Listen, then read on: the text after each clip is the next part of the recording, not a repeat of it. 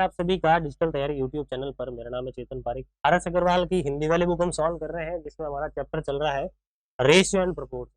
ठीक है, 11 number part हम शुरू करेंगे। 10 पार्ट तब तक आ चुके हैं, तो अगर आपने नहीं देखे हैं तो जरूर देखना। ठीक है, शुरू करेंगे हमारे इस पार्ट को। देखो, इस पार्ट में पहला सवाल क्या है, ये आ गया आपके सामने। फटाफट से इसको देखें, ट्राई करें, जैसा आप हमेशा करते हैं हर वीडियो में। पहले आप ट्राई करते हैं, उसके बाद यहाँ पर अपना आंसर मैच करवाते हैं। ठीक है, तो देखो सवाल है, एक धातु में तांबा तथा जिंक 9:4 के अनुपात में है। तांबा और जिंक किस अनुपात में है? 9:4 के अनुपात में। 24 kg तांबे के साथ कितना जिंक पिघलाना होगा? 24 kg तांबे के साथ कितना जिंक पिघलाना होगा, ये आपको ज्ञात करना है। देखो, तांबे की एक्चुअल क्वांटिटी दे दी, अब आपको सिर्फ जिंक की एक्चुअल क्वांटिटी फाइंड करनी है। बहुत ही सिंपल सा सवाल है, सिर्फ आपको ध्यान से समझने की जरूरत है। कॉपर और जिंक दो है। ठीक है, कॉपर ये कह रहा है 9 नहीं है, एक्चुअल में कितना है? 24। एक्चुअल में कितना है? 24। ये 9 से 24 कैसे आया होगा? इंटू 24/9 करने पर आया होगा, तो आप इसको भी कर दो, इंटू 24/9 कर दो। ये आपका आंसर हो गया, कितना जिंक। सिंपल सा सवाल है, आपको सिर्फ जिंक की वैल्यू निकालनी थी। 3 से काट लिया, इसको 3 से काट दिया, 8 बार में 8 इंटू 4 32 होता है। तो 32 में 3 का भाग लगाओ तो आपको मिल गया 10 सही 2/3। मिल गया 10 सही 2/3, यानी ऑप्शन ए। क्लियर है? आगे बढ़ते हैं नेक्स्ट क्वेश्चन की ओर। देखो, ऐसे सवाल पे ज्यादा टाइम नहीं लेना आपको एग्जाम में। यह है हमारा 111 नंबर सवाल। देखो, सवाल हमें कह रहा है कि धातु ए के 60 kg के साथ धातु बी का 100 kg मिलाया गया। यदि धातु ए में सीसी तथा टीन का अनुपात 3:2 है तथा धातु बी में यह अनुपात 4:1 है, तो नई धातु में टीन कितना होगा, ये आपको ज्ञात करना है। दो धातु है ए और बी। ए जो है कुल मिलाकर 60 kg है, और बी जो है कुल मिलाकर 100 kg। ए और बी कितना कितना केजी है? 60 और 100 kg गिवन है। ए में 3:2 है, सीसा और टीन। बी में 4:1 है, सीसा और टीन। ये रेशियो गिवन है, टोटल क्वांटिटी भी गिवन है, तो आप इंडिविजुअल वैल्यू भी निकाल सकते हो कि एक्चुअल में सीसा और टीन कितना कितना है दोनों में। तो देखो, कुल मिलाकर ये कितना हो गया? 5 हो गया। ये कुल मिलाकर कितना हो रहा है? 5। लेकिन ये 5 नहीं है, 60 है। 12 गुणा, तो 12 गुणा कर दो 36, और ये देखो क्या है? 20 गुणा है। मतलब 5 नहीं है, 100 है, 20 गुणा है। तो आप इसको भी क्या कर लो? 20 गुणा कर दो, कितना होगा? 80। इसको कर दो आप 20 गुणा, कितना हो जाएगा? 20। तो एक्चुअल में सीसा और टीन कितना कितना है, ए और बी दोनों में, ये हमने निकाल दिया। अब आपको पूछा है कि नई धातु में टीन कितना होगा, मतलब जब आप इनको मिक्स करोगे ना तो कितना होगा, तो मिक्स कर लो। 36 और 80 जोड़ोगे तो ये कुल मिलाकर सीसा आ जाएगा। और 24 को और 20 को जोड़ोगे, 24 को और 20 को जोड़ोगे तो ये आपके पास टीन आ जाएगा। आपको पर्टिकुलरली टीन के बारे में पूछा है, तो आपको तो इसको जोड़ने की जरूरत ही नहीं है। आप तो ये देखो, 24 और 20 कितना हो गया? 44। तो 44 kg हमारा क्या होगा? करेक्ट आंसर, यानी ऑप्शन बी। क्लियर है? आई होप आपने मेरे से पहले सॉल्व कर लिया था। ऐसे सवाल हमने पहले किए हुए हैं, मिक्सड एलिगेशन में भी किया है, इसके अलावा इस चैप्टर में भी हमने किया। अभी देखो, हम 112 पर बैठे हैं, तो इससे पहले हमने ऐसे सवाल हमने किए, एग्जैक्ट सेम तो नहीं, लेकिन इसी टाइप के जरूर। आते हैं हमारे इस सवाल पे। एक महाविद्यालय में कला, वाणिज्य तथा विज्ञान में अध्ययन करने वाले छात्रों की संख्या का अनुपात 3, 5, 8 है। एक महाविद्यालय है, तीनों अलग अलग जो स्ट्रीम्स है, कला, वाणिज्य और विज्ञान, मतलब आर्ट्स, कॉमर्स एंड साइंस, जो रेशियो है ना वो आपको गिवन है, नंबर ऑफ स्टूडेंट्स। यदि इन विभागों में छात्रों की संख्या क्रमशः 20%, 40% और 25% की वृद्धि कर देते हैं अपन, तो अब इन विभागों में छात्रों की संख्या का जो अनुपात है वो क्या होगा? तो अब जो नया अनुपात है वो कितना होगा, ये आपको ज्ञात, मतलब पुराना अनुपात आपको दे रखा है 300, 500 और 800, इस प्रकार से 300, 500, 800।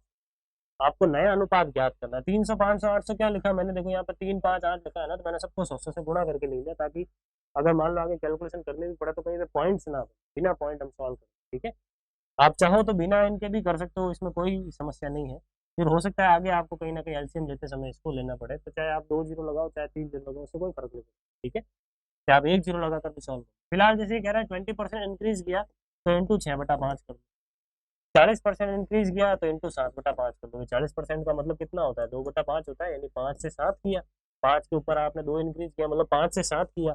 ये 5 से 7 कैसा आया होगा? इंटू 7/5 करने पर, तो बस वही मैंने यहाँ पे किया। बात समझ में, ये चीज बेसिक है, अगर आप मेरे से शुरुआत से ही पढ़ रहे हो तो इसमें आपको किसी भी प्रकार का डाउट नहीं आना। ठीक है, फिर 25% इंक्रीज किया, 25% इंक्रीज किया मतलब इंटू 5/4, ये इंटू 5/4 कर दिया। ठीक है, अब इसको आगे सॉल्व करना है इस रेशियो को। बस सॉल्व करते ही आपका आंसर मिल जाएगा। हमने क्या कर लिया? पुराने रेशियो को नए रेशियो में चेंज तो कर लिया, बस अब सारी कैलकुलेशन है। मैं क्या करता हूँ, इन सबको 20 से गुणा कर लेता हूँ, क्योंकि 5 5 और 4, 5 5 4 का एलसीएम 20 आता है ना, तो मैं सबको 20 से गुणा कर देता हूँ ताकि कैलकुलेशन में कहीं पे भी फ्रैक्शन ना रहे। तो मैंने इसको भी 20 से गुणा कर लिया, इसको भी 20 से गुणा कर दिया और इसको भी 20 से गुणा कर दिया। 5 से काटो 4 बार में, ठीक है। अब कितना हो गया, 4 इंटू 3 12 और 12 इंटू 6 कितना हो गया 72। 5 से 5 काट लो, ये कितना हो गया 140। और यहाँ पर देखो ये काट लो 2 बार में, ये कितना हो गया 40। 40 इंटू 5, 40 इंटू 5 हो जाएगा 200। सही है। इस रेशो को थोड़ा और सिंप्लीफाई कर लेते हैं ताकि एग्जैक्ट क्या है हमारा आंसर वो मिल सके। देखो 4 से काटा तो 18 बार में कट रहा है, ठीक है। 4 से काटा तो ये हमें मिल रहा है यहाँ पर 3 बार में और फिर 5 बार में। 4 से काट लो तो 50। तो 18 35 और 50 ये क्या हो गया हमारा नया रेशियो। मतलब महाविद्यालय में जो नए स्टूडेंट्स अब हो गए हैं, जो नया रेशियो है वो कितना है, वो ये है ऑप्शन ए। क्लियर। आगे बढ़ते हैं नेक्स्ट क्वेश्चन की ओर। देखो 113 नंबर सवाल है। सवाल हमें कह रहा है कि एक कॉलेज में कला तथा वाणिज्य संकायों में विद्यार्थी क्रमशः 4:5 के अनुपात में थे। एक कॉलेज है उसमें कला और वाणिज्य क्या रेशियो है, तो ये 4:5 है। और वाणिज्य संकाय में 65 और विद्यार्थी प्रवेश लेने पर यह अनुपात 8:11 हो जाता है। तो कला संकाय में कितने विद्यार्थी है ये आपको ज्ञात करना है। ये कह रहा है कि वाणिज्य संकाय में अगर 65 और विद्यार्थी शामिल हो जाए तो ये जो नया रेशियो है ना वो 8:11 हो, जो नया रेशियो वो कितना हो जाएगा 8:11 हो जाएगा। तो आपको बोला है कि कला संकाय में कितने विद्यार्थी है ये आपको ज्ञात करना। अब एक चीज देखना कि बिफोर यानी पहले क्या रेशियो था, पहले 4:5, नाउ या फिर आफ्टर अब क्या रेशियो है, अब रेशियो है 8:11। ये रेशियो ऐसा क्यों हो गया, ये रेशियो चेंज क्यों हो गया, क्योंकि 65 विद्यार्थी और आ गए। किस स्ट्रीम से आ गए, तो ये आ गए आपके पास वाणिज्य स्ट्रीम से, मतलब वाणिज्य में 65 विद्यार्थी और आ गए। ठीक है। देखो दो स्ट्रीम की बात हो रही है ना, एक तरफ तो आर्ट्स की बात हो रही है और एक तरफ कॉमर्स की बात हो रही है। तो कॉमर्स में 65 विद्यार्थी और आ गए, इस वजह से ये रेशियो चेंज हुआ। ठीक है। पहले 4-5 था, अब 8-11 हो गया। तो नए विद्यार्थी आए किसमें, केवल कॉमर्स में, आर्ट्स में थोड़ी है। मतलब आर्ट्स में जो पहले स्टूडेंट थे उतने कितने अब होने चाहिए। तो आप यहाँ पर क्या करो, आर्ट्स के स्टूडेंट्स को इक्वल बनाने की कोशिश। यहाँ पर 8 है तो इसको भी आप 8 बना लो। 4 8 कब बनेगा, जब आप डबल करोगे तो आप इसको भी डबल कर दो, क्योंकि आप जब किसी रेशियो को छेड़ते हो तो आपको पूरा रेशियो छेड़ना, यूं नहीं आपने एक वैल्यू छेड़ दिया इसको छेड़, बात बोल लो। अब आप इस रेशियो को भूल जाओ, अब आपकी ये काम का 8:10। क्लियर है, चीज वही है, बस रिप्रेजेंट अलग तरीके से हो रहा है 8:10। अब देखो आर्ट्स के पहले भी 8 थे, अब भी 8, बस कॉमर्स के चेंज हो गए, पहले 10 थे अभी 11 हो गए। कितना बड़ा, 1 यूनिट। लेकिन एक्चुअल में कितना बड़ा, ये तो रेशियो वाइज है, एक्चुअल में कितना बड़ा 65। यानी एक यूनिट की वैल्यू कितनी है 65, एक यूनिट की वैल्यू कितनी है 65। अगर एक यूनिट की वैल्यू 65 है तो फिर 8 यूनिट की वैल्यू कितनी होगी, तो 8 इंटू 65 कर लो। आपको ये तो फाइंड करना है कि कला संकाय में कितने विद्यार्थी, तो कला संकाय में 8 यूनिट्स माने थे आपने, एक यूनिट की वैल्यू आपने 65 निकाली है, तो फिर 8 यूनिट्स की वैल्यू कितनी आएगी, इन दोनों का गुणा करा लो। तो यहाँ पे आप देखो गुणा कराओगे तो कितना मिल रहा है, 8 इंटू 5 40, यहाँ पर आ गया 4 48 और 4 कितना हो गया 52, यानी 520। 520 यानी ऑप्शन ए क्या हो गया आपका करेक्ट। आई बात समझ में, सिंपल सा सवाल है। आई होप आपको अच्छी तरीके से सारे सवाल समझ में आ रहे हैं। आगे बढ़ते हैं, देखो हमारे अगले सवाल की ओर। 114 नंबर सवाल है। तो ये सवाल हमें कह रहा है कि 3 विद्यालयों ए बी तथा सी के छात्रों का अनुपात 4 5 4 और 7 है। ठीक है। इन विद्यालयों में छात्रों का अनुपात संख्या में क्रमशः इतनी इतनी वृद्धि हो जाए, मतलब 20 25 और 20% की वृद्धि कर दो तो नया अनुपात क्या होगा, तो आपको ज्ञात। ठीक है। अब ऐसा सेम सवाल अभी हमने किया था, बस उसी टाइप का सवाल है। जैसे लिखा है 5 4 और 7, तो एक बार लिख लो। 20% इंक्रीज किया मतलब इंटू 6/5 कर लो। 25% इंक्रीज किया इंटू 5/4 कर लो। और फिर से 20% इंक्रीज किया मतलब इंटू 6/5 प्रकार से हमने कर लिया। अब इसको सॉल्व करना है, सबको 20 से गुणा करा लो एक बार, ताकि क्या है कि फ्रैक्शन हट जाए। 5 4 और 5 है ना नीचे, तो इन सबका एलसीएम 20 आता है, तो मैंने क्या कर लिया 20 से गुणा कर लिया। यहाँ पर भी 20 से कर दिया और यहाँ पर भी है मैंने 20 से गुणा कर दिया। अब जो जो चीज़ें कट रही है उनको काट लो पहले। जैसे 5 से ये 5 कट गया, 4 से ये 4 कट गया, 5 से इसको काट लो, ये 4 बार में। ठीक है। और कोई चीज़ अगर कट रही है जिनमें सब में जिनका भाग जाता हो, जैसे 4 से सारे के सारे कट रहे हैं, 4 से काटोगे 5 बार में कट रहा है, 4 से काटोगे 5 बार में कट रहा है, 4 से ये कट गया। ठीक है। अब सबका गुणा कर लेते हैं। 6 इंटू 5 कितना हो गया 30, और 5 इंटू 5 कितना हो गया 25, और 6 इंटू 7 कितना हो गया 42। तो 30, 25 और 42, 30, 25 और 42, ऑप्शन बी क्या हो गया हमारा करेक्ट। क्लियर। आगे बढ़ते हैं बिना टाइम ज्यादा लेते हुए। देखो ऐसे सवालों में ज्यादा टाइम आपको एग्जाम में भी नहीं लेना है, क्योंकि ऐसे सवाल हम खूब सारे कर चुके हैं, तो टाइप जो है ना अच्छी तरीके से क्लियर हो जाएगा। अगला सवाल देखो क्या कह रहा है कि तीन संख्याएं क्रमशः इस अनुपात में है, पहली तथा तीसरी संख्या का योग दूसरी संख्या से 52 अधिक है, तो सबसे बड़ी संख्या क्या है ये ज्ञात। 3, 4 और 5 तीन संख्याएं हैं। इस टाइप के सवाल में जैसे जैसे सवाल कह रहा है ना वैसे वैसे करते हो। क्या कह रहा है कि पहली और तीसरी संख्या का योग, पहली और तीसरी संख्या का योग कितना आएगा, 8 आएगा। वो दूसरी संख्या से यानी इस 4 से कितना अधिक है, यहाँ पर देखोगे तो 4 अधिक है, 4 और 8 का अंतर कितना आ रहा है, 4 आ रहा है, लेकिन एक्चुअल में कितना अधिक है, 52 अधिक। यानी जो 4 है ना इसकी एक्चुअल वैल्यू कितनी है, 52 है। कैसे आया, ये 13 से गुणा करना पड़ेगा। 4 से 52 कैसे आता है, 13 से गुणा करोगे तो आएगा। 1 यूनिट की वैल्यू कितनी आ गई, 13 आ गई। अगर 1 यूनिट की वैल्यू 13 है तो आपको क्या पूछा है, सबसे बड़ी संख्या क्या है, तो सबसे बड़ी संख्या क्या है, ये 5 है। इसको आप कर दो 13 से गुणा, तो आपको 5 यूनिट्स की वैल्यू मिल जाएगी। कितना आएगा, 65 आएगा। 65 आएगा, यानी ऑप्शन ए क्या हो गया करेक्ट। सिंपल सा सवाल है। आई होप अच्छी तरीके से आपको समझ में आ रहा है सारे के सारे सवाल। देखो अगर समझ में आता है तो लाइक जरूर करना और कमेंट में भी लिख के बताना कि सारी चीजें सर समझ में आ रही है। ठीक है। अब देखो इस सवाल को, दो संख्या 3:4 के अनुपात में है, प्रत्येक संख्या में अगर आप 6 की वृद्धि कर देते हो तो नया अनुपात 4:5 बन जाता है, तो इन संख्याओं का अंतर कितना है ये आपको ज्ञात है। इस सवाल को करने के खूब सारे तरीके हैं। एक आप कन्वेंशनल तरीके से कर सकते हो एक्स वाई मान के, एक आप चाहो तो थोड़ा सा दिमाग लगाओ तो आप बेसिक तरीके से मतलब डायरेक्टली कर सकते हो बिना एक्स माने।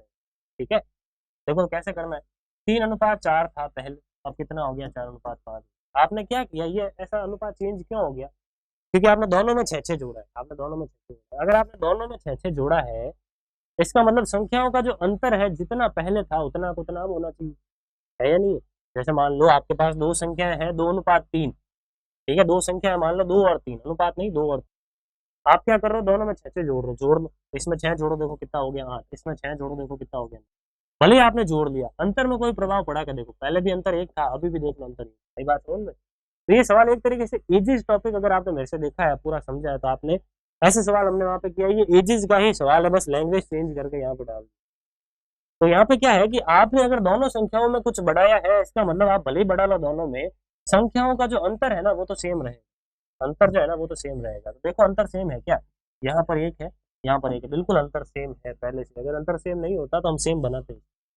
अंतर सेम है, तो अगर अंतर सेम है तो आप देखो ये 3 से 4 हो गया, कैसे हुआ, ये +1 करने पर। ये +1 तो केवल रेशियो वाइज किया आपने, एक्चुअल में क्या किया आपने, +6 किया। 6 की वृद्धि की है ना, मतलब आपने +6 किया। इसका मतलब एक यूनिट की वैल्यू कितनी है, 6। अगर एक यूनिट की वैल्यू 6 है तो आपको यही तो पूछा है एक यूनिट की वैल्यू ज्ञात करो, क्योंकि इन दोनों का जो अंतर है ना वो कितना है, 1 यूनिट तो माना है आपने। तो 1 यूनिट की वैल्यू 6 आ गई, यानी ऑप्शन सी क्या हो गया आपका करेक्ट। सही बात समझ में। तो ये है हमारा सवाल, सिंपल सा सवाल है। एजिस टॉपिक जो है ना उसमें हमने ऐसे सवाल खूब सारे किए हैं। आगे बढ़ते हैं, देखो हमारे अगले सवाल पे, और 117 नंबर का, तो देखें एक बार ट्राई करें। ये सवाल हमें कह रहा है कि दो संख्याओं का अनुपात इतना है तथा इनका गुणनफल 96 है, तो इनका योगफल कितना होगा ये आपको ज्ञात। अब इस सवाल को ऐसे समझना, मान लो इसके साथ एक कांस्टेंट x और इसके साथ भी एक कांस्टेंट x डाल देता हूँ, दोनों का गुणा कितना आएगा, 6x² आएगा।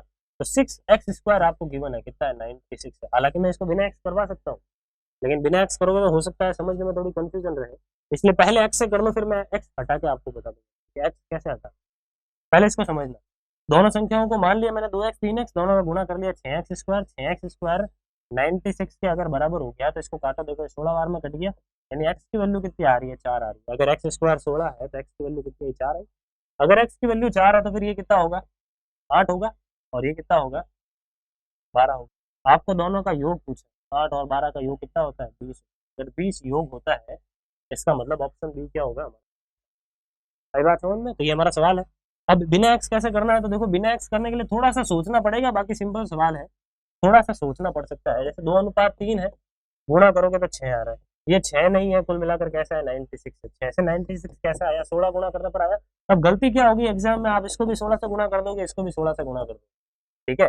फिर यहाँ पे आएगा आपका 32, यहाँ पे आएगा 48, फिर आप इसको जोड़ के टिक लगा दोगे। फिलहाल तो ऑप्शन में नहीं है, लेकिन अगर होता तो आप जल्दबाजी में उसको टिक लगा देते। लेकिन ध्यान रखना है कि ये जो 16 है ना, ये मल्टीप्लाई करने की वजह से आया। इसका मतलब आपको 16 यहाँ पे जरूर है, लेकिन आपको यहाँ पे सिर्फ 4 से गुणा करना है।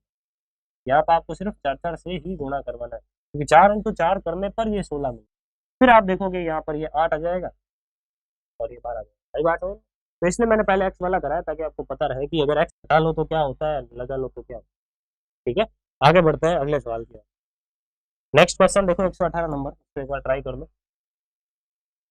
सवाल हमें कह रहा है कि तीन संख्याएं ए बी सी ऐसी है कि ए का दुगुना बी के तिगुनों के बराबर है तथा बी का 4 गुना सी के 5 गुना के बराबर है, तो ए और सी का अनुपात क्या होगा।